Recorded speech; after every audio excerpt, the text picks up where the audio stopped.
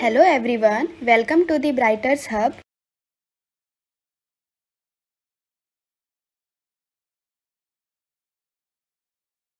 Hello everyone, मैं रोहित सिंह। अभी तक के मैथ्स के लेक्चर में हमने किसी भी डाटा का मीन कैसे फाइंड करते हैं, मोड कैसे फाइंड करते हैं और मीडियन कैसे फाइंड करते हैं वो देखा। और वो डाटा चाहे किसी भी प्रकार का हो, चाहे इंडिविजुअल हो, चाहे आपका ग्रुप हो, और ग्रुप में भी चाहे एक्सआई वाला हो या क्लास वाला हो। तो आज का जो क्वेश्चन है वो 14.3 का क्वेश्चन नंबर 1 है। और आई थिंक ये जो क्वेश्चन है वो अभी तक के लेक्चर का एक टाइप से रिवीजन है, क्योंकि इस क्वेश्चन को ध्यान से देखेंगे तो आपको तीनों चीजें फाइंड करनी है, मीडियन, मीन एंड मोड। तो आपको तीनों चीजें फाइंड करनी है, तो एक टाइप से एक रिवीजन है। तो सबसे पहले अगर डाटा पे ध्यान दे तो जो डाटा है वो आपका ग्रुप टाइप का है, जिसमें आपका क्लास दिया हुआ है। तो इस टाइप के क्वेश्चन एग्जाम के पॉइंट ऑफ व्यू बहुत इंपॉर्टेंट है। तो सबसे पहले हम फाइंड करते हैं मीडियन। फाइंड हमें तीनों चीजें करनी है, लेकिन सबसे पहले हम क्या फाइंड करते हैं, मीडियन। तो मीडियन में सबसे पहले हमको ये देखना होता है कि ये कौन से टाइप का डाटा है। तो ग्रुप टाइप का डाटा है। तो ग्रुप टाइप के डाटा वाले जो क्वेश्चन होते हैं उसका मीडियन कैसे फाइंड करना होता है। तो सबसे पहले आपको ब्रैकेट बनाना होता है। तो सबसे पहले जो आपका मंथली कंजप्शन है वो यहां पे लिखते हैं। मींस इन शॉर्ट आपको डाटा जो है वो लिखना है। क्या है, 65 से 85, 85 से 105, 105 से 125, 125 से 145, 145 से 165, 165 से 185, नेक्स्ट 185 से 205। तो सबसे पहले आपको क्या करना है, जो क्लास है वो लिख लेना है क्वेश्चन पर से। अब क्लास के बाजू में एक्सआई नहीं ढूंढना है, बच्चे एग्जाम में यही गलती करके आते हैं। हमें मीडियन में एक्सआई की जरूरत नहीं होती, तो हम क्लास के बाजू में कभी एक्सआई नहीं ढूंढेंगे। वो काम हम मीन में करेंगे, वो मैं आपको नेक्स्ट करवाऊंगा। तो मीडियन में आपका जो क्लास है उसके बाजू में डायरेक्ट एफआई मींस फ्रीक्वेंसी लिखना होता है। आप एफआई भी लिखेंगे तो भी चलेगा, आपका फ्रीक्वेंसी लिखना होता है। फ्रीक्वेंसी लिखते समय ध्यान देना है कि आप एग्जैक्ट सामने सामने लिखें। कभी कभी ऊपर नीचे हो जाता है तो फिर फॉर्मूला में वैल्यू रखते समय थोड़ी सी तकलीफ हो जाती है। तो मैंने क्या किया कि क्वेश्चन पर से फ्रीक्वेंसी लिख दिया, आप देख पा रहे हैं। चलिए थोड़ा सा रिवाइंड करते हैं लेक्चर को, और आपको क्या फाइंड करना है, मीडियन। तो मीडियन फाइंड करने के लिए थर्ड ब्रैकेट क्या बनाना होता है, सीएफ, कम्युलेटिव फ्रीक्वेंसी, संचय आवृत्ति। संचय आवृत्ति कैसे फाइंड करते हैं, एग्जैक्टली आगे बढ़ते जाइए, पीछे वाले को भी ऐड करना है। तो ये आपका 4, अब ये 5 है तो पीछे वाला ऐड होता जाएगा। तो 5 + 4 आपका क्या हो जाएगा, 9। मींस आप ऊपर के डाटा को ऐड करते हुए आगे बढ़िए। 13, तो यहाँ 30 नहीं लिखना है, पीछे वाले को ऐड करते जाना है। 13 + 9 तो आपका क्या हो जाएगा, 22। क्लियर है। नेक्स्ट आपका क्या हो जाएगा, 42। नेक्स्ट आपका क्या हो जाएगा, 56। एग्जैक्टली पीछे वाले डाटा को ऐड करना है। नेक्स्ट 64 और नेक्स्ट 68। तो मैंने कुछ किया नहीं है, मैं थोड़ा सा रिवीजन करवा रहा हूं। तो यहाँ ब्रैकेट में 9 कैसे आया, तो आपका मेन डाटा प्लस आपका प्रीवियस डाटा। 22 कैसा है, तो मेन डाटा प्लस आपका previous data 9। Next main data 20 plus आपका प्रीवियस 22। नेक्स्ट 14 प्लस 42, थोड़ा रिवीजन टाइप हो गया आपका। 8 plus previous 56, main plus previous. अब मैंने आपको एक चीज और बताई है कि ब्रैकेट बनाने के बाद एडिशन का काम करना है। एडिशन के काम में क्या करना होता है, इसको ऐड नहीं करना होता, इसको ऐड नहीं करना होता, और फ्रीक्वेंसी को ऐड करेंगे, उसको सिग्मा एफआई बोल दीजिए, या तो आप एन बोल दीजिए, कुछ भी बोल दीजिए चलेगा। ठीक है, अब इसको आप ऐड करेंगे तो आपका कितना आएगा, 68। और रूल ये कहता है कि इसका एडिशन और इसकी लास्ट वाली वैल्यू दोनों हमेशा क्या आनी चाहिए, सेम आनी चाहिए। सेम नहीं आ रही है तो या तो आपने फ्रीक्वेंसी को ऐड करने में कुछ गलती की है, या आपने सीएफ फाइंड करने में गलती किया है। तो ये आपका ब्रैकेट रेडी हो गया। ब्रैकेट रेडी होने के बाद हम यहाँ पे थोड़ा फॉर्मूला लिखते हैं, क्योंकि फॉर्मूला से आपको एकदम आइडिया आ जाएगा तो आपको कौन सी 5 वैल्यू की रिक्वायरमेंट है। m = L + n/2 - CF/f into आपका क्या, हाइट। मींस आपको 5 वैल्यू कौन सी चाहिए, L exactly n/2 CF f and height. तो दो वैल्यू तो डायरेक्ट मिल गई। m की वैल्यू 68 है तो 68/2, तो आपका कितना आ गया, 34। और हाइट आप यहाँ से देख पा रहे हैं कितने कितने का है, 20 20 का। तो हाइट आपका कितना आ गया, 20। अब आपको ये 3 वैल्यू चाहिए। 3 वैल्यू के लिए आपको क्या बनाना पड़ेगा, ब्रैकेट। और ब्रैकेट कैसे बनता है, थोड़ा रिवाइंड कीजिए। हाँ यस, कि आप n/2 को CF से कंपेयर कीजिए और जहां मैक्सिमम वैल्यू आए वहां पे आपको ब्रैकेट बनाना। तो ये क्या है, 34, ये है 4, स्मॉल है। चलिए आगे बढ़ते हैं। 9 ये भी स्मॉल है इसके कंपेयर में।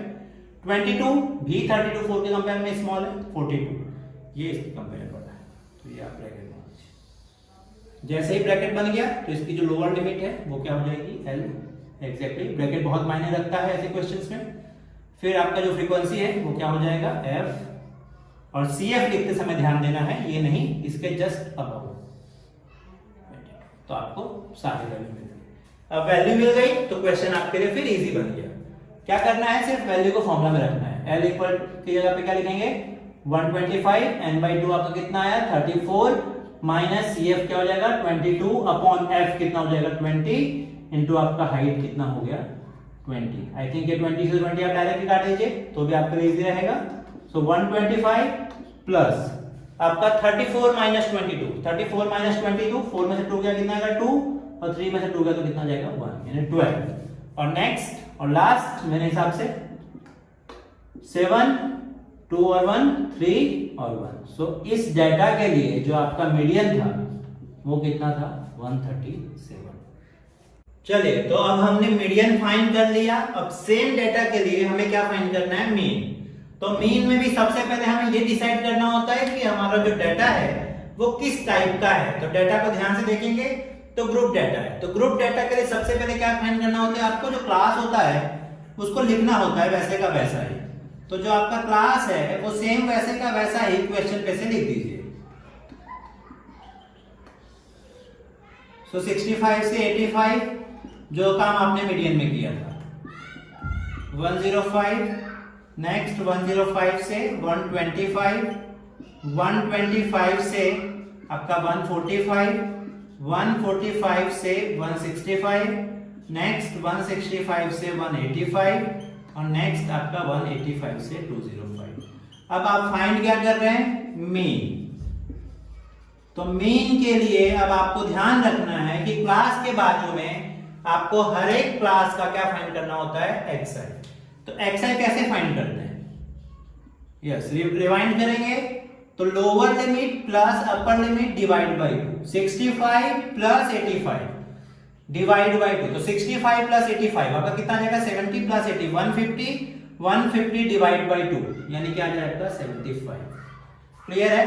अब मैंने पहले भी आपको बोला है कि जब क्लास का पूरा डिफरेंस मींस या क्लास की हाइट जब सेम हो तो सबका xi ढूंढने की जरूरत नहीं है, जो भी हाइट हो आप उसमें ऐड करते जाए। तो हाइट कितनी है, 20।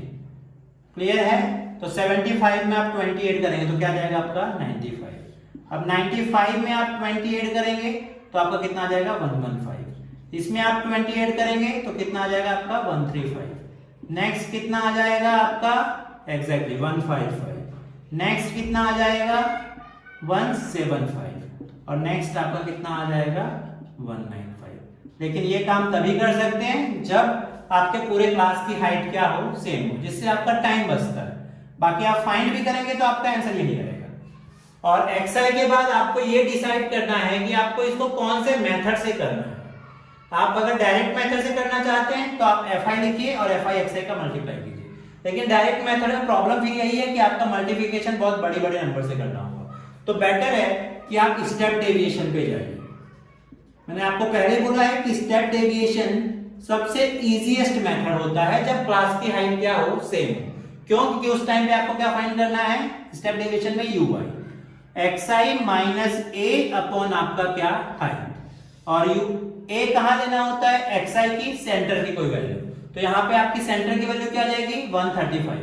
तो 135 को मैंने a ले लिया और ui में a के सामने डायरेक्ट क्या लिख देना है 0 और नीचे की तरफ जाते हुए पॉजिटिव नंबर 1 2 3 और ऊपर की तरफ नेगेटिव नंबर -1 -2 -3।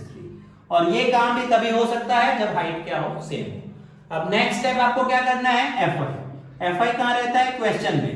बस ध्यान देना है कि सामने सामने लिखा जा रहा हो। तो 4 5 13 20 14 8 और आपका क्या आ गया 4।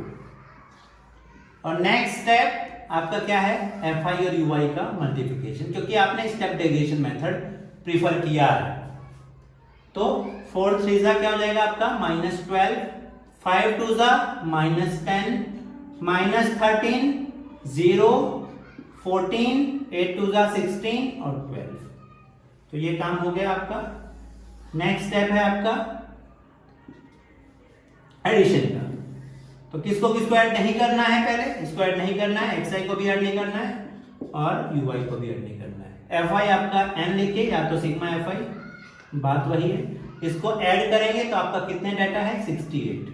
तो डाटा आपका कितना आएगा 68। क्वेश्चन को भी ध्यान से देखेंगे तो क्वेश्चन में भी दिया हुआ है। और इसको ऐड करते समय आपको ध्यान रखना है, पहले क्या करना है नेगेटिव टर्म को ऐड कर लेना है। तो नेगेटिव टर्म को जब आप ऐड करेंगे तो आपका कितना आएगा -35। क्लियर है। और पॉजिटिव टर्म को ऐड करेंगे तो आपका कितना आएगा 42 +42। देन प्लस और माइनस माइनस, तो 42 में से 35 देखो कितना आएगा 7, लेकिन सिंबल कौन सा आएगा जो बड़ा हो। तो ब्रैकेट आपका रेडी हो गया। और ब्रैकेट रेडी होने के बाद आपका क्या है फॉर्मूला। इस बार आपको नया कोई ब्रैकेट नहीं बनाया। So x bar equal to a plus sigma fi ui upon आपका n इंटू हाइट। a की वैल्यू आपने क्या अजम्पशन की थी 135, तो यहां पे लिख दीजिए 135। सिग्मा fi ui आपका कितना आया 7, n कितना आया 68 इंटू हाइट आपका कितना है 20। क्लियर है। नेक्स्ट स्टेप कट रहा है, तो जो कट रहा है उसको काट दीजिए। 2 2 3 2 4 यहाँ पे 2 10 अब कट नहीं रहा है कुछ। बच्चे कभी कभी 135 को 7 के साथ ऐड कर देते हैं, वो काम नहीं करना है। मैथ्स का रूल है कि पहले मल्टीप्लाई करना है उसके बाद ही आगे काम। तो 135 ऐसे रहने दीजिए, प्लस का प्लस 7 10 70 अपॉन 34। ये हो गया। क्लियर है। नेक्स्ट स्टेप कट रहा है तो काट दीजिए या तो डिवाइड कर दीजिए। कट भी रहा है लेकिन पूरा पूरा नहीं कटेगा तो आप यहां भी डिवाइड करेंगे तो चलेगा, या काट के डिवाइड कीजिए। 2 3 और 2 5 यहां पे भी 2 1 2 7। नेक्स्ट अब नहीं कटेगा, सो 135 डिवाइड में 35 plus divide by, so 135 plus अब 35 को 17 से डिवाइड करेंगे तो आपका कितना आएगा 2.05। सो x बार इक्वल टू क्या हो जाएगा 137.05।